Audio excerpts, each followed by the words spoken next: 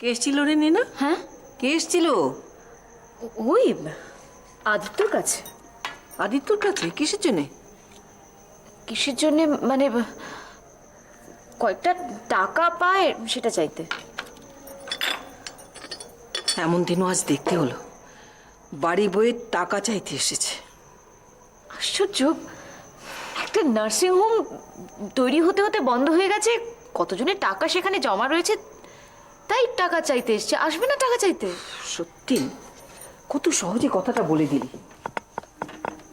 ঠিক আছে, টাকা পায় তাই বলে বাড়ি বই চাইতে আসবে? কি করব কি করব? ওদের তো ফেস করতেই হবে। ঘরের মধ্যে লুকিয়ে বসে থাকবো?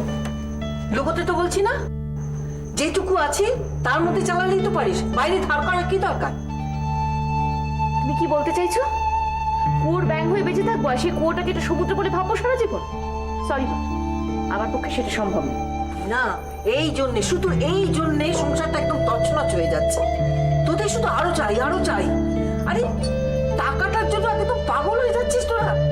তুই তো অন্য নিজের একদম কথা পর্যন্ত বলিস না। অদ্ভুত কথা বলছো তুমি মা। একজন লোক যদি সারা জীবন একটা লোকের কাছে চাকরি না করতে চায়, যদি নিজের জন্য কিছু ভাবতে চায়, তাহলে সেটা লোক। আর তাছাড়া নতুন ভাবে কিছু ভাবতে গেলে প্রথম প্রথম তো প্রবলেম ফেস করতেই হবে। এতে এত রিয়াক্ট করলে চলবে কেন? বুঝি কেন বদল করছো আমি তো বুঝতে পারছি। শাশুড়ি হয়ে তোকে এই কথাটা জিজ্ঞাসা করতেও আমার লজ্জা করছে।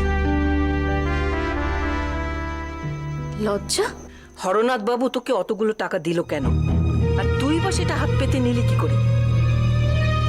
মা, তোমার প্রশ্নটা শুনতে খুব সরল হলেও মুঠি সরল লাগছে না কিন্তু। তুই একটা বাইরের লোকের কাছ থেকে টাকা নিয়েছিস, অতগুলো টাকা। হ্যাঁ, 70,000। সেই ঘটনাটা কি খুব সরল? দেখাও তো না। আমার কিছু টাকার প্রয়োজন ছিল, আমি সেটা হরনাথ বাবুর কাছ থেকে লোন নিয়েছি। লোন আবার ফিরিয়ে দেবো। কেন চেয়েছিস? কথাটা তোমার ছেলেকে কোনোদিন এভাবে জিজ্ঞেস করেছো? মানে? দেখো মা, তোমার ছেলে যদি হরনাথ বাবুর মেয়ের সঙ্গে বন্ধুত্ব করে হরনাথ বাবুর কাছ থেকে টাকা চাইতে পারে, তাহলে আমি কেন হরনাথ বাবুর সাথে বন্ধুত্ব করে তার কাছ থেকে টাকা চাইতে পারবো না? আপনার টাকাটা তো হরনাথ বাবুই দিচ্ছেন, তাই আমার মনে হলো সম্পর্কটা ডিরেক্টলি হওয়াই তো ভালো।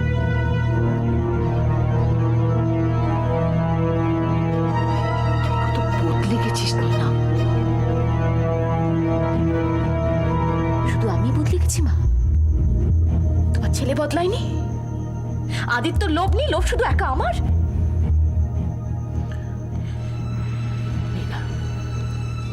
মেয়েদেরই সংসারটাকে ধরে রাখতে হয়, ছেলেরা তো বাইরে যাবেই। ওদের এমন চাবুক মারতে নেই যে খুব জোরে ছোটে। ওদের মনটাকে বুদ্ধি করে লাগাম পড়া। আসল কথাটা কি জানো মা? তুমি কোনোদিন তোমার ছেলের কোনো দোষ দেখতে পাও না। তোমার ছেলে তো নির্দোষ, সব দোষ তো আমি করেছি, সব অন্যায় তো আমার, তাই না? তোমার ছেলে আদিত্যর তো কোনো দোষ নেই, সব দোষ তো আমার।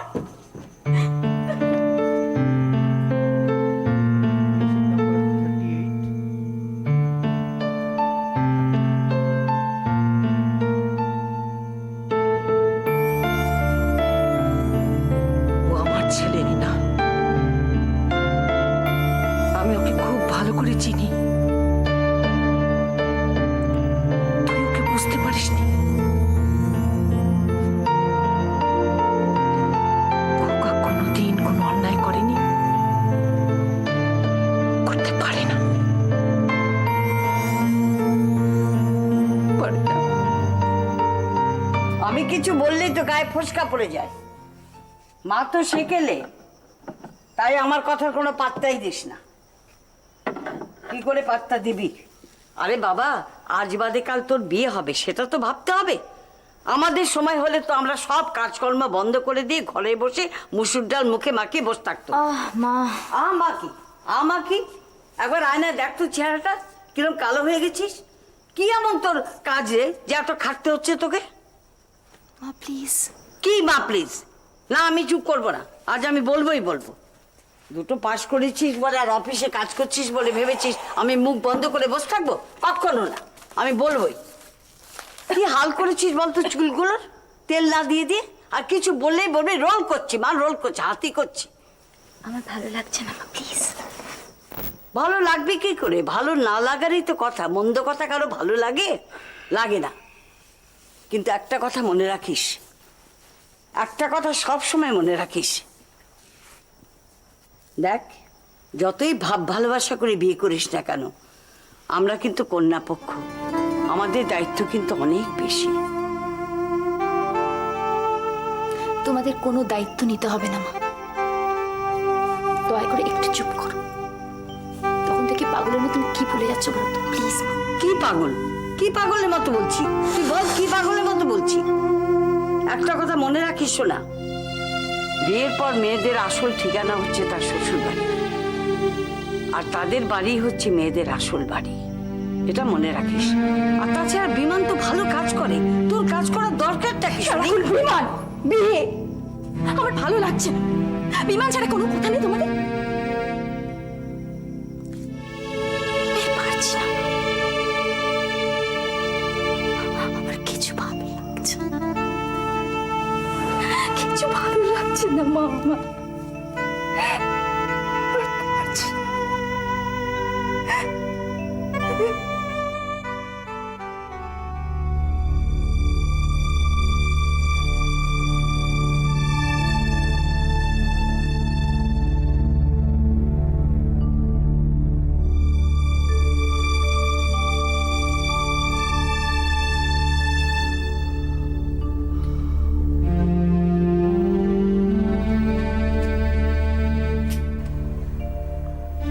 মা, তুমি? ঘুম আসছে না রে, বিছানায় শুয়ে থাকতে পারলাম না। তোমার শরীর টরীর খারাপ লাগছে? প্রেশারটা একবার উফ খোকা, তোরা ডাক্তার মানুষ, সবসময় শরীরের কথা ভাবিস না? তা তুই উঠেলি কেন? ঘুম আসছে না মা, আমারও ঘুম আসছে না। সারাদিন এত খাটাখাটনি করিস, রাত্রিরে ভালো করে না ঘুমোলে চলে? আমার না হয় বয়স হয়েছে। শুয়ে তো ছিলাম মা, তো নানা দুশ্চিন্তায় আর কি হচ্ছে বলতো খোকা? টুকাইটার দিকে কোনোদিন তাকিয়ে দেখেছিস? দিন দিন ছেলেটাকে এরকম বদলে যাচ্ছে। কিসের পেছনে ছুটছিস তোরা এত? হ্যাঁ, কি আমাকে বল তুই, কি হয়েছে খোকা? তুই অমন করছিস কেন? মা, ছুটতে ছুটতে আমি ক্লান্ত হয়ে পড়েছি মা।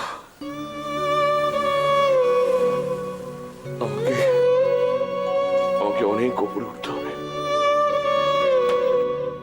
অর্থ, নাম, যশ, প্রতিপত্তি সব পেলাম মা, কিন্তু বদনাম হয়ে গেল। পিচ্ছি। খোকা, বদনাম কি হয়েছে আমাকে বল তুই। আমার তোমাকে বলতে হবে। এই কথা চেপে রাখতে রাখতে আমার বুকের মধ্যে খুব কষ্ট হচ্ছে। আমি আর চেপে রাখতে পারছি না। ঠিক আছে, তোমাকে সব খুলে বলতে ঠিক হবে। আছে, তুই এখানে বস। চা খাবি?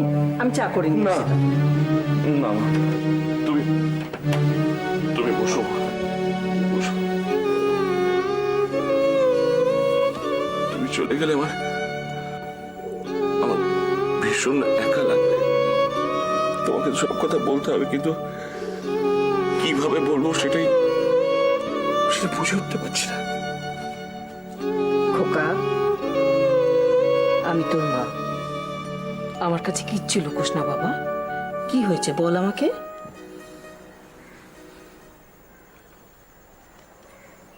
মা, টিনা প্রেগন্যান্ট। হ্যাঁ, তো তাতে কি হয়েছে? কিন্তু ও আনম্যারিড না?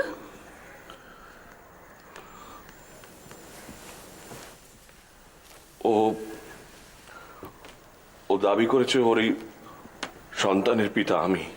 খোকা, নিনা সেটা বলে চলেছে, আর নিনাও সেটা বিশ্বাস করছে। বিশ্বাস করো মা, আমার আমার কোনো দোষ নেই।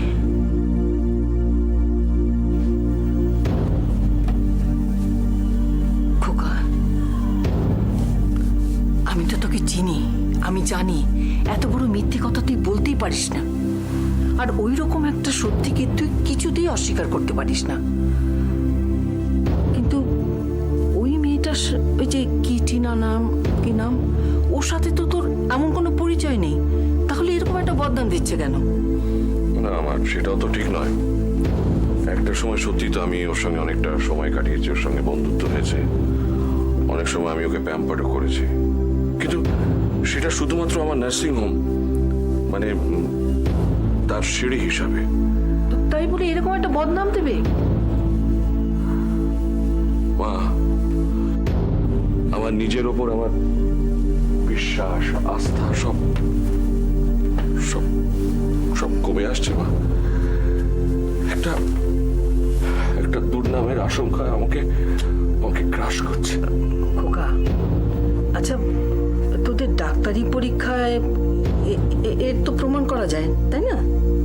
হ্যাঁ মা, সেটা স্বচ্ছন্দেই প্রমাণ করা যায়, কিন্তু কিন্তু মুখের কথাতেই চারিদিকে এত ফাটল দেখতে পাচ্ছি আমি। কোথাও কোনো ফাটল নেই, কোথাও ফাটল নেই, আমি তোকে বলছি। ভেঙে পড়িস না খোকা, আমরা সবাই তোর সাথে আছি, সবাই।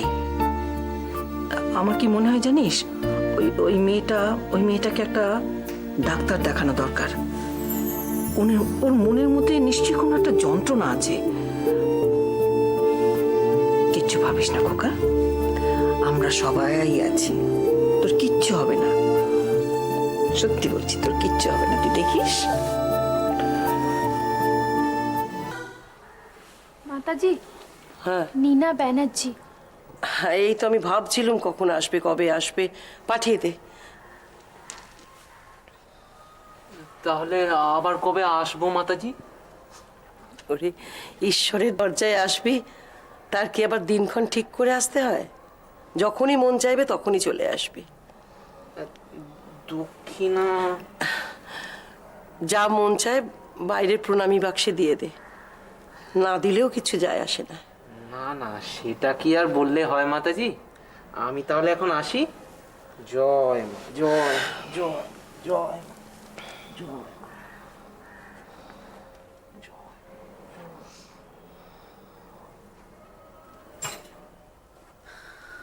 আয়, বস।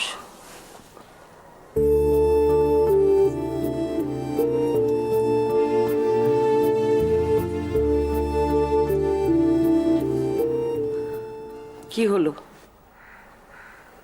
মুখ এখনো মলিন, চোখে দুঃখ। কিচ্ছু নেই মা, কিচ্ছু নেই। শান্তি, আনন্দ সব হারিয়ে গেছে। কিচ্ছু হারায় না নিনা, কিচ্ছু হারায় না।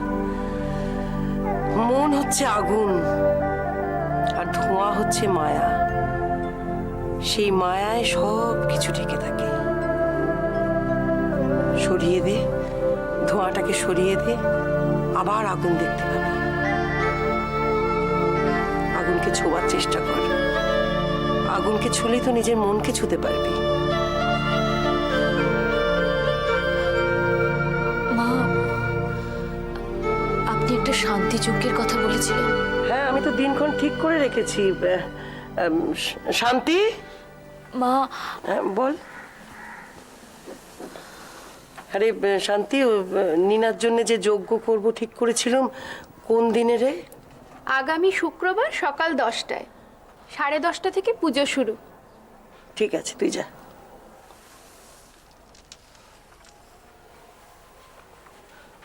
শুক্রবার সকাল 10টায় চলে আসিস। মা, যজ্ঞ করে শান্তি ফিরবে তো? ভগবানের আদালতে কেউ খালি হাতে ফেরে না নিনা। শুধু শুদ্ধ মনে, শুদ্ধ দেহে সমস্ত গ্লানি তার পায়ে সমর্পণ করে তুই এখানে চলে আসিস। এতগুলো টাকা ভাবছি, মানে কাউকে তো কিছু বলা হয়নি। কেন বলিসনি?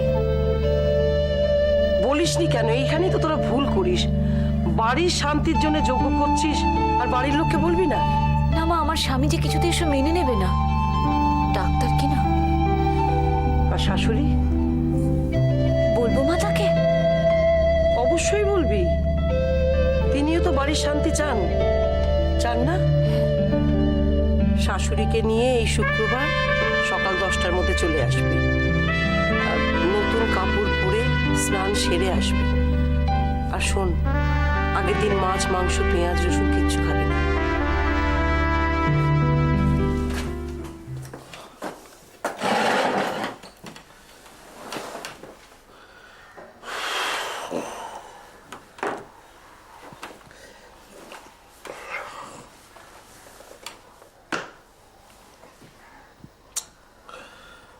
সুব্রত,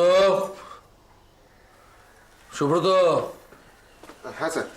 এই শোনো, এক গ্লাস জল নিয়ে এসো তো। হ্যাঁ স্যার। শোনো, আমি আসার আগে কোনো ফোন টোন এসেছিল? ফোন না স্যার। আসেনি না? ঠিক আছে, জল নিয়ে এসো।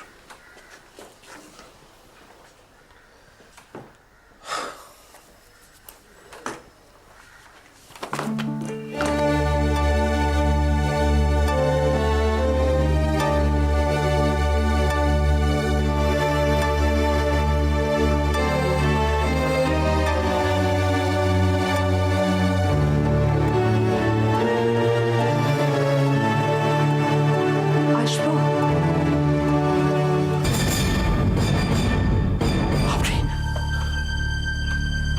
আপনি কেন এসেছেন?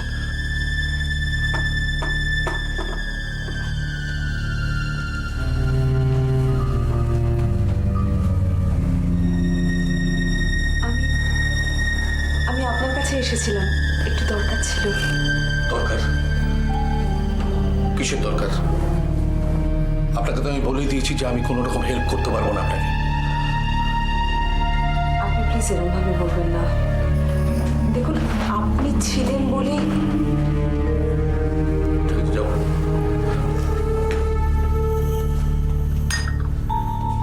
আপনি ছিলেন বলেই কিন্তু আমি এতটা দূর এগোতে পেরেছি। সত্যিটা জানার চেষ্টা করেছি অন্তত। আর এখন যদি আপনি পিছিয়ে যান, আমি কোথায় গিয়ে দাঁড়াবো আপনি বলুন? কিছু না, কিছু দরকার নেই আপনার। কি দরকার বলুন তো সত্যিটাকে জানার? আর যদি জানতেই হয় তাহলে আমাকে বাদ দেন প্লিজ। আমি পারবো না, আমি পারবো না। ওই কামানের খোলার সামনে দাঁড়াতে আমি পারবো না। কেন? কেন অংশুমান বাবু? আমি বারবার আপনি কি ভয় পাচ্ছেন? হ্যাঁ, পাচ্ছি, পাচ্ছি। দিনে দুপুরে বন্দুক ধরে যদি কেউ প্রকাশ্যে আপনাকে হুমকি দেয় তাহলে আপনিও ভয় পেতেন। কারা আপনাকে ভয় দেখাচ্ছে অংশুমান বাবু? অংশুমান বাবু, আপনাকে কারা ভয় দেখাচ্ছে? এরা কারা? আর কেনই বা ভয় দেখাচ্ছে? তার কারণ হচ্ছে আমি অংশুমানের মৃত্যুর জন্য আপনাকে সহযোগিতা করতে চেয়েছি বলে। তার মানে বুঝতে পারছেন? আপনি বুঝতে পারছেন যে আমার স্বামীর মৃত্যুটা কোনো অ্যাক্সিডেন্ট বা অন্য কোনোভাবে মৃত্যু হয়নি? আমার স্বামীকে খুন করা হয়েছিল। It's a case of murder. Anshuman বাবু, আপনি বলছেন আমি সব কিছু জেনে চোখ বুজে থাকবো, আর আপনিও যদি... I'm sorry, সীমা দেবী। বৃদ্ধা মা আর আমি এই দুজনে আমরা নতুন করে বিপদে ঝাঁপিয়ে পড়ার মতো বুকের বল এখন আমার নেই। আর সেদিন জীবন যেভাবে আমাকে... ওরা কারা? কারা ওরা? সীমা দেবী, সেদিন দুজন লোক ছুরি আর বন্দুক নিয়ে আমার বাড়িতে এসেছিল। ওরা আমাকে বলেছিল যেন আমি অংশুমানকে নিয়ে যেন বাড়াবাড়ি না করি। আপনি প্লিজ বলুন অংশুমান বাবু, কারা ছিল ওরা? প্লিজ বলুন। জানি না, আমি জানি না। শুধু এইটুকুনি বুঝেছি যে ওরা দুজন যার কথা বলছিল পস করে, সে আর কেউ নয়, সে হচ্ছে মিস্টার প্যাটেল।